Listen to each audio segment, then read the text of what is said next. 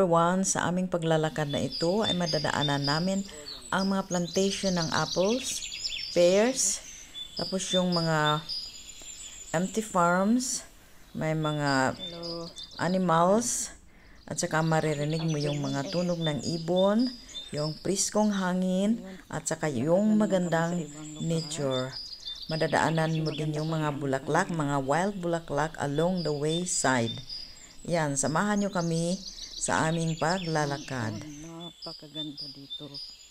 Tingnan nyo. Yan yung mga gansa.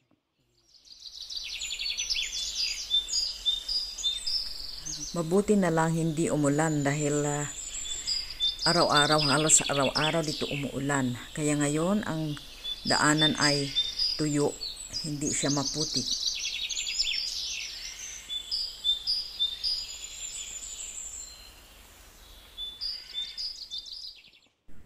Ayan, o may mga manok pa. Ayan. Tapos dito may gate. Para sa tao lang ito, hindi para sa mga hayop. Sa tao lang talaga umiikot ito pag kami ay dumadaan. O ayan, 'di ba? Napakaganda ng tanawin. Hanggang doon sa dulo, puro green na green lang at saka walang katao-tao. Ayan, meron gate dito.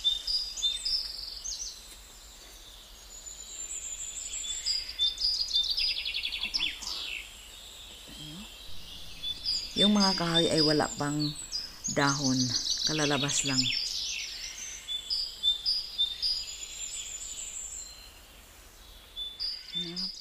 Alam nyo yung kahoy na yan, itong malaking kahoy sa harap ko, ano yan, walnuts. Pag springtime, lalabas yung mga dahon, yung bulaklak niya. Pagdating naman ng autumn, natatanggal lahat. Ano yan siya, yung kahoy na yan ay kalbong-kalbo talaga ito.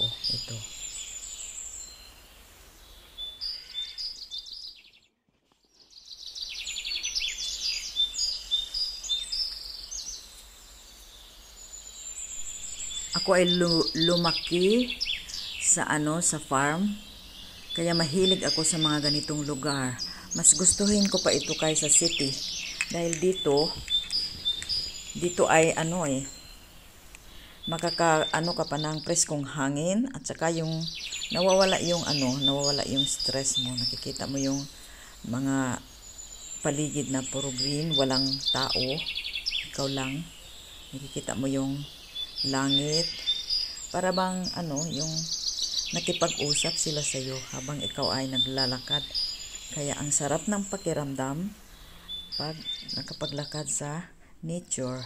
Makikita mo pa yung iba't ibang kulay ng mga bulaklak, yung mga prutas. Kaso lang ngayon wala pang prutas ha. Sa sunod na mga buwan makikita ng mga prutas dito. Yan ang makikita mo sa daanan.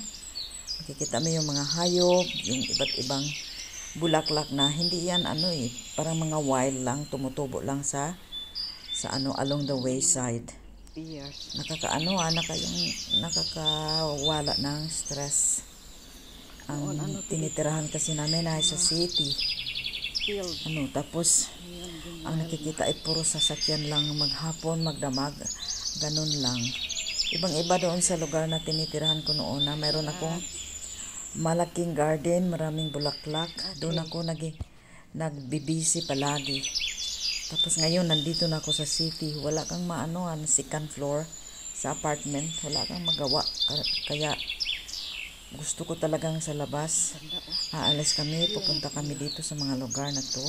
At dito kami naglalakad. Napakasarap sa pakiramdam. Yan yung pinanggalingan namin.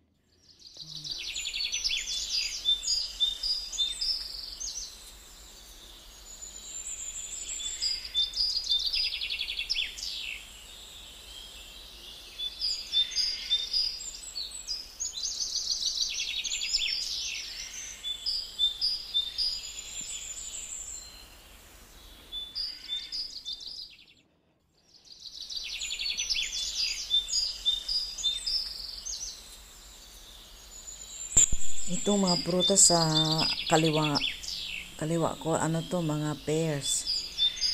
Ayan sila Ang dami nilang bunga. Pag marami ang bunga ay tinatanggal nila yung mga maliliit para yung ibang bunga ay lalaki. Kasi pag maraming bunga, puro maliit yung mga nila, mga bunga, kaya ganyan tinatanggal nila. Ayan, nakita niyo, napakaganda ng view. Preskong presko ang mundo. Ayan. Tapos itong kalsada na to, hindi ito gaanong ginagamit. Ano lang to, yung mga nakatira dyan, tapos yung mga traktor na pumupunta sa farm nila, tapos mga nagbisikleta.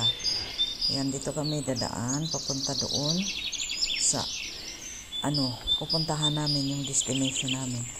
Iikot pa siguro mga ano tong nilalakad namin ngayon, mga 5 kilometers itong nilalakad namin ngayon.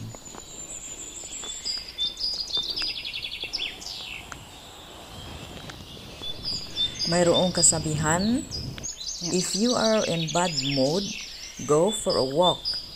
And if you're still in bad mood, go for another walk. 'Di ba?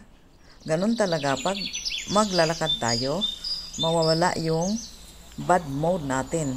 Mapapalitan ng kasiyahan dahil nakikita natin ang kapaligiran na maganda sa paningin.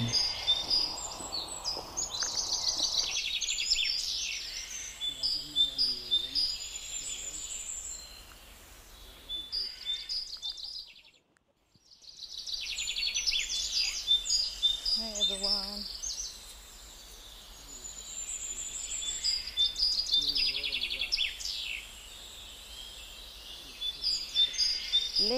Rex Upland. Rex Upland kami ngayon. Dito kami sa Tuo. Sa kanan, liliko. Ayan. Ang ibig sabihin nun ay kanan, liliko.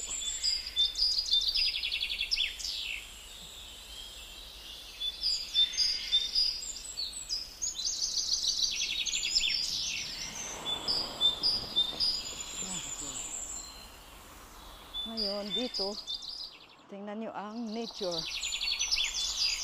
Kaso lang mabaho ang waste sa mga baka na dito nila tinatapon sa field.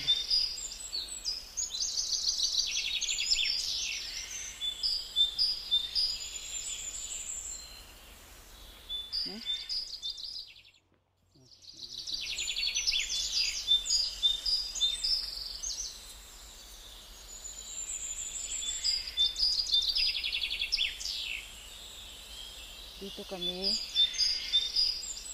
tutuloy sa paglakad. Yan. Yung blue na yan oh. Ano yan? Yung mga numbers na yan, yan ang susundin ng mga nagbisikleta para hindi sila mawala sa nila. Babalik yan doon sa kung saan nagsisimula. Ang pagbibisikleta. Ang sarap ng hangin. Hindi pa ready itong farm na to taniman, kaya ganyan, yellow pa ang kulay niya. Aanuhin pa yan ng farmer para ma-ready pagtanim. Itong sa kabila ay ready na sa pagtatanim. Tapos itong mga kahoy, ganun pa din. Itong mga apples. Yung kanina ay pears, ngayon ay apples. Tingnan nyo ang plantation ng apples. Diba? Napakaganda, napakalinis. Tapos napaka-straight, oh. Ang gandang tingnan. Maraming nagbibisikleta ngayon. Araw na to, kami lang yata ang naglalakad. Yung na yan, yung plastic yung grass na yan nakikita nyo ay protection sa mga tanim pag umuulan ng yellow. Kasi minsan dito kahit mainit na umuulan pa rin ng ice, biglaan lang yan. Kaya yung mga farmer, ready sila palagi kasi pag na-damage yan, wala silang aanihin, sayang. Ayan.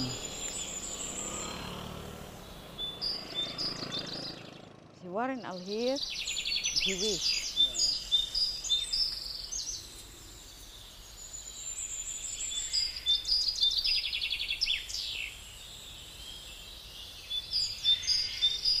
Nandito kami sa Piron. Oh, apple. Iikutin pa namin ito, itong kalsada nito. Tapos itong farm ay ready na to plant. May mga sheeps. Ayan, andyan si Christo. Tapos ito, tingnan mo. Medyo malamig-lamig kasi may mga shadow. Yan, ito ang sinusunod namin na kalsada papunta doon sa may maliit na forest.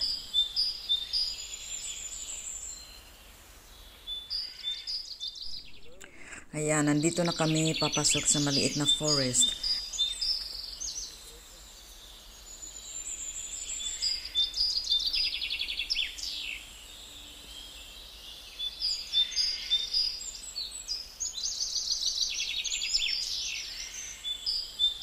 Ngayon papasok na kami sa gubat. Marinig niyo yung mga ng mga ibon. Napaka na talaga. Malayo na ang inabot namin.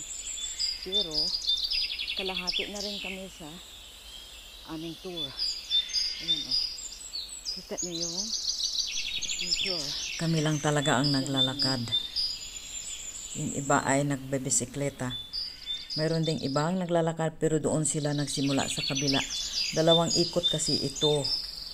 Pag saan yung start, pwede kang magpatuo, pwede kang magpawala. Kami, sa kabila kami dumaan, kaya wala kaming nakikita na naglalakad tulad sa amin. Pero pagdating namin doon sa finish line, hindi finish line, yung sa yung nagsimula kami, yun, makikita mo na sila kasi maraming naka-park na mga sasakyan doon ng mga naglalakad. Diyan sa unahan ay maputik. Sana makakaraan kami kasi minsan din may mga gulong ng mga sasakyan diyan. Kaya medyo malalim yung putik. High voltage sa gubat. Napaka-presko.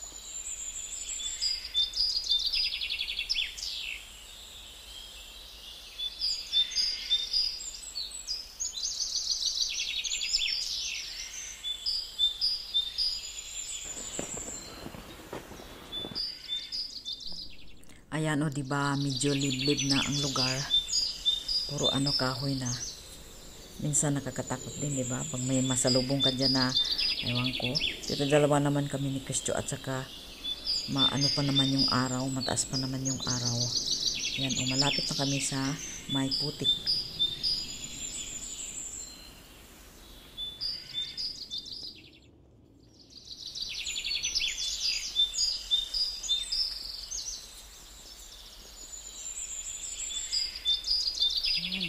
Naririnig niyo ang mga ibon? Yan sila ang kasama namin habang kami ay naglalakad dito. Doon sa taas, ano kaya yun? Parang kalsada. Doon.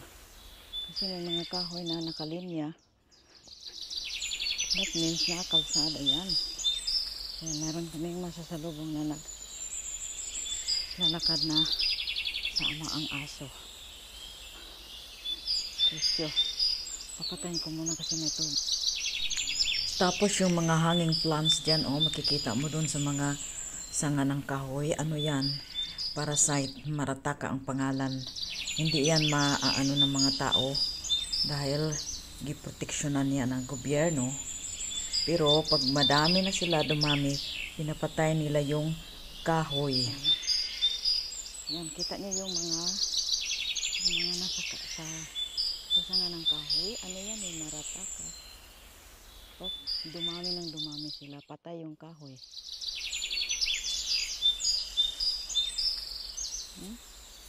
Ayan. Malapit na yata kami sa aming sasakyan ngayon.